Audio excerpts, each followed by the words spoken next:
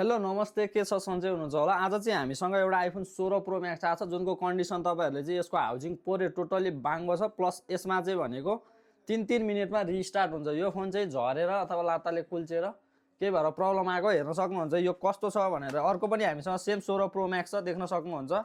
यो पनि 16 pro Max, यो पनि 16 प्रो म्याक्स। यो र यसमा फरक हेर्न सक्नुहुन्छ। यो यस्तो छ, यसको भनेको पुरै मिडल हाउजिङ चाहिँ बाङ्गेर यस्तो छ, टोटली बाङ्गो छ। यो पुरै यस्तो छ। अब यसलाई चाहिँ हामी बनाएर रेडी गर्छौँ। दुईटै आइफोन 16 प्रो म्याक्स छ, दुईटैको कन्डिसन देख्न सक्नुहुन्छ तपाईँहरूले। दुईटै भैमा राखेर देखाउँदाखेरि हेर्न सक्नुहुन्छ यस्तो छ है। अब यसमा प्लस मदरबोर्डमा पनि इस्यु छ, 3-3 मिनटमा रिस्टार्ट भइरहेछ। यसलाई हार्डवेयरबाट फिक्स गरेर यसको जुन यो मिडल हाउजिङ छ यो पनि चेन्ज गरेर मोबाइललाई चाहिँ नयाँ जस्तै बनाउँछु। इफ तपाईँहरूको पनि यस्तै प्रब्लम छ भने हाम्रो सपमा भिजिट गर्न सक्नुहुनेछ है त। आइफोन 16 प्रो म्याक्स फुल सामान डिसेम्बर।